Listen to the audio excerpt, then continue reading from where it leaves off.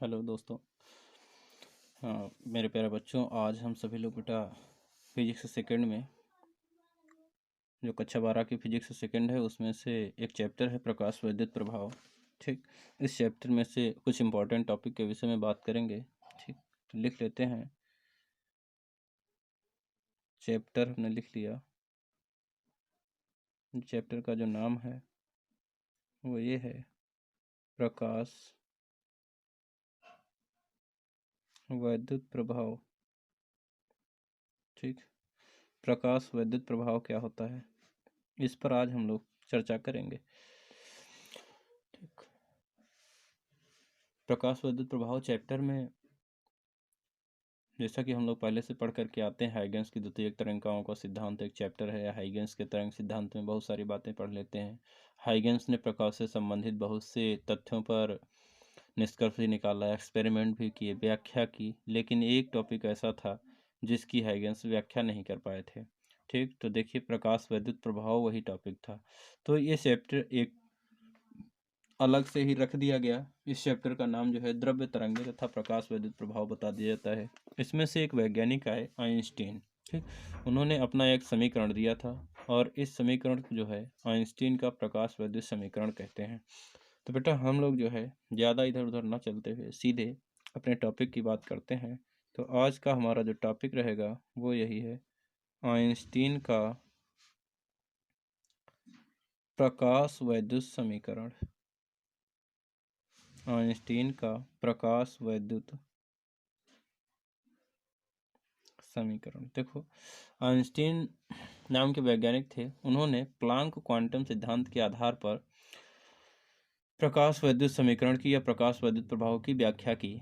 उन्होंने इसके लिए किया क्या, बताया कि कोई जो प्लांक का क्वांटम सिद्धांत होता है, प्लांक क्वांटम सिद्धांत के अनुसार किसी फोटॉन की जो ऊर्जा होती है उसे हम लोग कैसे लिखते हैं। देखो, लिखते हैं प्लांक के क्वांटम सिद्धांत के प्लांक के क्वांटम सिद्धांत के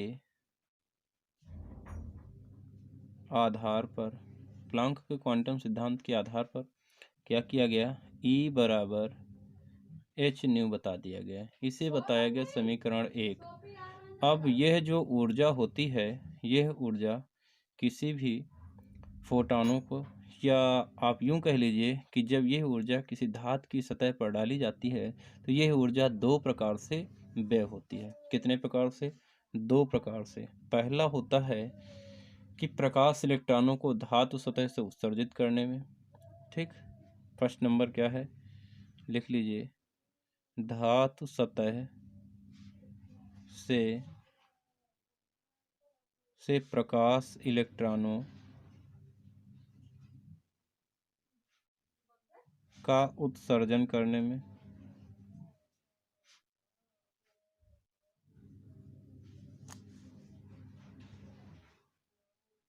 उत्सर्जन करने में। दूसरा क्या होता है, उत्सर्जित प्रकाश इलेक्ट्रॉनों की गतिज ऊर्जा बढ़ाने में। दूसरा ये होता है उत्सर्जित प्रकाश इलेक्ट्रॉनों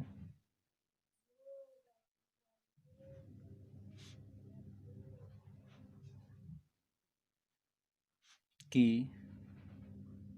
गतिज ऊर्जा बढ़ाने में। इस तरह से ये ऊर्जा व्यय होती है। ठीक, दो तरह से ऊर्जा व्यय होती है। अब बच्चा, जब दो तरह से ऊर्जा व्यय हो रही है तो बताया क्या गया।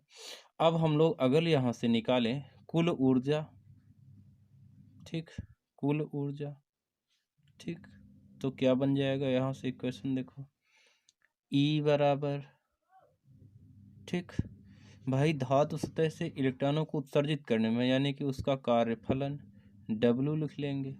ठीक है ना, उसके बाद प्लस गतिज ऊर्जा भी बढ़ रही है, यानी कि गतिज ऊर्जा प्रदान की जा रही है, तो E के लिख लिया गया। यह समीकरण बन गया। अब हुआ क्या, यहाँ पे E के, ये भी गतिज ऊर्जा है, W भी, यानी ये क्या है, ये भी एक प्रकार की ऊर्जा है, ये जिसे कार्यफलन कहते हैं, न्यूनतम ऊर्जा होती है। E, ये भी ऊर्जा है। तो E बराबर हमने अभी क्या लिखा है, एच न्यू लिखा है। अगर हमें यहाँ से प्रकाश इलेक्ट्रॉन की गतिज ऊर्जा निकालना हो तो उसे हम लोग कैसे लिखेंगे? E K is equal to E minus का डब्लू लिख लेते हैं। ठीक, अब ई के इज इक्वल टू बेटा ई बराबर समीकरण 1 से क्या लिख सकते हैं हम लोग? एच न्यू माइनस डब्लू कार्यफलन। यदि यहाँ से जो कार्यफलन आया है, ठीक, जो न्यूनतम ऊर्जा दी गई है, ठीक, इसके लिए यदि देहली आवृत्ति न्यू नॉड हो, क्या हो? न्यू नॉड हो, ठीक, क्या लिख लेंगे? यदि देहली आवृत्ति न्यू नॉड हो तब ई के इज इक्वल टू क्या निकल करके आ जाएगा बेटा? H nu E K is equal to h nu minus का एच न्यू नॉड हो जाएगा। लिख लीजिए इसको, इस स्टेप को। ठीक, h nu minus h nu naught, तो E K is equal to h common हो जाएगा, ब्रैकेट में बचेगा कितना? न्यू माइनस का न्यू नॉड। ठीक, यही आपकी जो है आइंस्टीन की प्रकाश विद्युत समीकरण बन जाती है। परंतु यदि बच्चा यहाँ से गतिज ऊर्जा क्या हो जाए, हाफ mv स्क्वायर लिख लें, ठीक, तब क्या निकल करके आ जाएगा? लिखेंगे क्या? परंतु यदि E K is equal to half mv square, ठीक, तब क्या लिख सकते हैं हम लोग? लिखेंगे तब half mv square is equal to h nu minus का न्यू नॉट। ठीक, यदि अधिकतम गतिज ऊर्जा निकालना हो आपको, ठीक, यदि अधिकतम गतिज ऊर्जा निकालना हो, अधिकतम गतिज ऊर्जा निकालना हो तब half mv square maximum is equal to h nu minus nu naught. यही आइंस्टीन का प्रकाश वैद्युत समीकरण हो जाता है। ठीक, यही आपके आइंस्टीन का प्रकाश वैद्युत समीकरण है। इसी चैप्टर में एक दूसरा टॉपिक है दे ब्रॉगली तरंग दैर्ध्य। ठीक, दे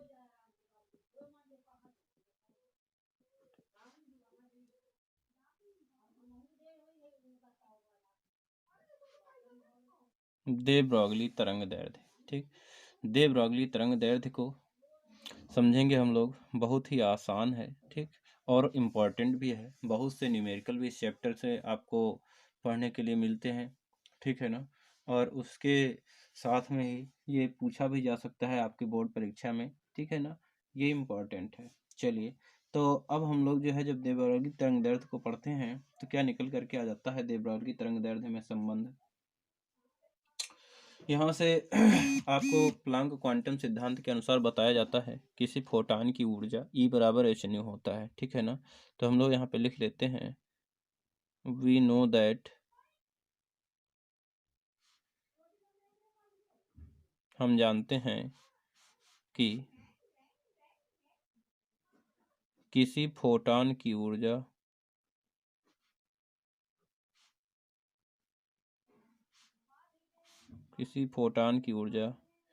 E बराबर एच न्यू होती है। कितनी कर ली गई? E बराबर एच न्यू। अब उसके बाद फिर दूसरा बताया जाता है बच्चा यहीं पर, इसे मान लेते हैं हम लोग सबसे पहले समीकरण 1। फिर बताया जाता है आपको आइंस्टीन का प्रकाश वैद्युत समीकरण तो हम लोग पढ़ ही चुके हैं, लेकिन एक और भी इन्होंने सिद्धांत दिया जिसे हम लोग आइंस्टीन का सापेक्षिकता का सिद्धांत कहते हैं। ठीक, फिर लिखेंगे हम लोग क्या? आइंस्टीन के सापेक्षिकता के सिद्धांत द्वारा, आइंस्टीन के सापेक्षिकता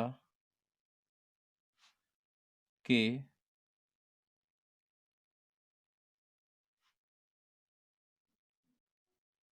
सिद्धांत द्वारा, आइंस्टीन का सापेक्षिकता का सिद्धांत क्या होता है? E बराबर mc², मान लेंगे इसे समीकरण 2। फिर क्या लिखेंगे, समीकरण 1 व 2 को मिलाने पर, जैसे मिलाएंगे समीकरण 1 और 2 को, क्या बन जाएगा बेटा, यहाँ से h nu is equal to mc², इतना आ जाएगा निकल करके। अब बच्चा हम लोग करते क्या है, यहाँ से m की वैल्यू डिफाइन कर लेते हैं। जैसे m की वैल्यू निकालेंगे तो ये निकल करके आ जाएगा एच न्यू और अपान में हो जाएगा c²। अब इसके पहले के चैप्टर्स में हम लोग पढ़ चुके हैं, क्या पढ़ चुके हैं, क्योंकि new is equal to c/λ होता है। ठीक, ऐसा हम लोगों ने पढ़ा है। तो इसके लिए करते क्या है, m is equal to h और यहाँ पे हो जाता है c/λ इंटू c²। तो स्क्वायर से ऐसे कैंसिल हो जाएगा, बचेगा कितना यहीं पर m is equal to h/λ और ये हो जाएगा साथ में c। ठीक, इतना लिखने के बाद फिर हम लोग बच्चा कहाँ तक पहुँचे, यदि यहीं पर फोटान का संवेग कितना हो, mv हो। ठीक, लेकिन यहाँ पे जो v होता है वो यदि प्रकाश की चाल के बराबर है तो v is equal to c मान लेते हैं हम। लिखेंगे क्या, यदि v is equal to c तब फोटान का संवेग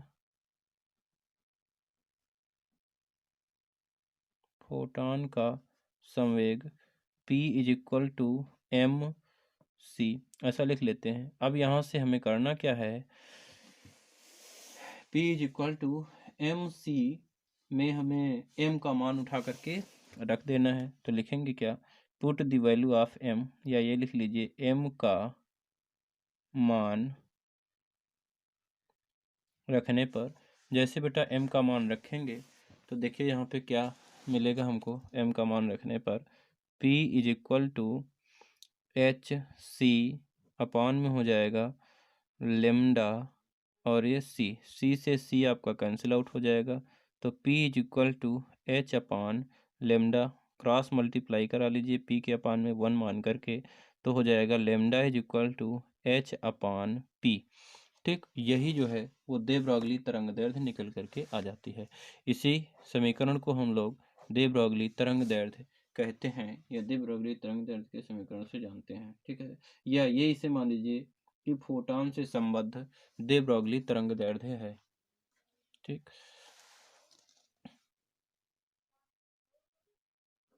यही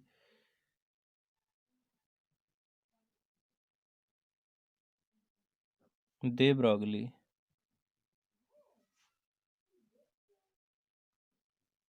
तरंग दैर्ध्य है। ठीक, अब हम लोग आगे पढ़ेंगे एक इलेक्ट्रॉन के लिए दे ब्रॉगली तरंग दैर्ध्य। ठीक, एक इलेक्ट्रॉन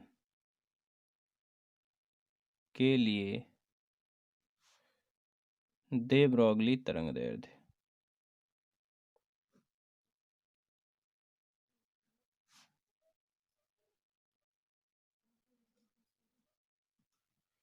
एक इलेक्ट्रॉन के लिए दे ब्रॉगली तरंग दैर्ध्य क्या होती है, इसे हम लोग सुनेंगे, समझेंगे। ठीक, और देखेंगे भी कि एक इलेक्ट्रॉन के लिए दे ब्रॉगली तरंग दैर्ध्य क्या होता है। ठीक बेटा, तो बहुत आसान है, जैसे आपने वैसे किया था सेम उसी प्रकार से यहाँ पे है। क्योंकि अभी हम लोगों ने पढ़ा है, क्या पढ़े हैं, lambda is equal to h upon P. ठीक, जहाँ पी फोटान का संवेग है। ठीक, तो ब्रैकेट में लिख लेते हैं, क्या लिखते हैं, यदि P is equal to M V, ठीक, तब lambda is equal to h upon M V हो जाता है, इतना। ठीक, फिर क्या लिखते हैं हम लोग, यहाँ से लिखेंगे परंतु यदि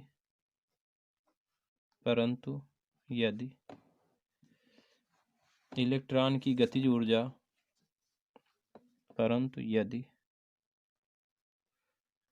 इलेक्ट्रॉन की गतिज ऊर्जा कैपिटल के है, तब के is equal to half mv²। अब बच्चा करना क्या है, यहाँ से हमें यहाँ से ये mv होगा, mv² नहीं होगा, यहाँ से v की वैल्यू निकाल करके हमें इस समीकरण में रख देना है। तो बच्चा करते क्या है, इसको मान लेते हैं समीकरण 1। फिर यहाँ से आप क्या करेंगे, हम लोग v की वैल्यू निकालेंगे। तो v की वैल्यू निकल के आएगी, जब सॉल्व करेंगे v is equal to √2k और अपान में हो जाएगा m। ठीक बेटा, अब v का मान समीकरण 1 में रखेंगे तो लिखेंगे क्या, समीकरण 1 से क्या बनेगा, समीकरण 1 हमारे पास में है जो, लिखेंगे lambda is equal to h upon में हो जाएगा m, और यहाँ पे अंडर रूट में लिख लेंगे 2k और अपान में m। ये रूट में m है, ये ऐसे m है। जब इसको आगे हम लोग सॉल्व करेंगे तो बन जाएगा lambda is equal to h upon में √2m k। ठीक, इतना लिख लेंगे।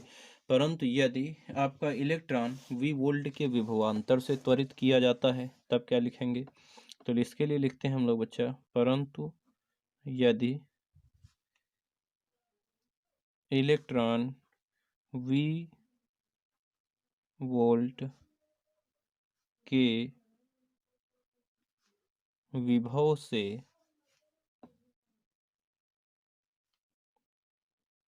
त्वरित किया जाता है तब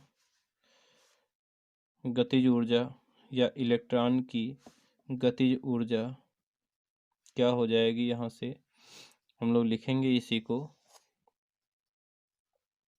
क्या लिखेंगे, k इज इक्वल टू ई और ये कैपिटल V हो जाएगा। ठीक, इसे अगर समीकरण 3 दे दिया जाए नाम तो लिखेंगे क्या, अब समीकरण 3 से क्या आ जाएगा, lambda is equal to h upon √2m⁡e⁣v, ऐसा लिख लेंगे इसको। ठीक, इतनी बात समझ में आ गई। जब इतना समझ में आ जाता है तो उसके बाद आप यहाँ से m इलेक्ट्रॉन का द्रव्यमान, e इलेक्ट्रॉन का आवेश, v वोल्टेज हो जाता है, h प्लांक नियतांक है, लेमडा दे ब्रॉगली तरंग दैर्ध्य है। इतना कर लेते बेटा। यहीं से जो है यहाँ पर हम लोग h की वैल्यू, ठीक, इलेक्ट्रॉन का द्रव्यमान, इलेक्ट्रॉन का आवेश अगर रखते हैं तो रख कर सॉल्व करने के बाद हमें जो है इसकी एक और इक्वेशन मिल जाती है। ठीक, इसी को या करके हम लोग लिख लेते हैं, लेमडा इज इक्वल टू 12.27 अपान में हो जाएगा √v, और ये एंगस्ट्राम में आता है। ठीक, तो आप न्यूमेरिकल में चाहे यही फार्मूला लगा करके सॉल्व कर लेंगे, और यदि ये नहीं आप लगा रहे हैं तो डायरेक्टली आप इस फार्मूले को रख करके न्यूमेरिकल तो सॉल्व कर लेंगे, लेकिन अगर जब डिराइव करने के लिए कहा जाएगा तो आपको ये डिराइव करके लाना है। ठीक, उसमें यदि आप एच प्लांक नियतांक का मान 6.6 × 10⁻³ m, इलेक्ट्रॉन का द्रव्यमान 9.1 × 10⁻31 किलोग्राम, ठीक है, और यहाँ से इलेक्ट्रॉन का आवेश रख लेते हैं यदि, ठीक है, तो आपको जो है ये lambda equal to 12.27 upon √v angstrom निकल करके आपको आंसर मिल जाता है। ठीक है ना, इसलिए सभी लोग बेटा ध्यान से देखिएगा इस वीडियो को, और इस वीडियो में आपका ये जो चैप्टर है प्रकाश विद्युत प्रभाव द्रव्य तरंगे, इसमें से जितना मैथमेटिकल पोर्शन था आपकी बोर्ड परीक्षा के दृष्टि से मोस्ट इम्पॉर्टेंट टॉपिक था उसको मैंने बता दिया है या सॉल्व करा दिया है। इस सभी लोग जो है इसको अच्छे से पढ़ लें। कोई भी डाउट हो, ठीक, कमेंट बॉक्स में जा करके कमेंट करके बताइएगा। हम आपको और भी आगे वीडियो प्रोवाइड कराते रहेंगे इसी तरह के अच्छे वीडियोस। ठीक, तो वीडियो को लाइक करना ना भूलें और साथ में शेयर भी करते रहें इसी को, और अच्छे अधिक वीडियो पाने के लिए। ठीक, धन्यवाद।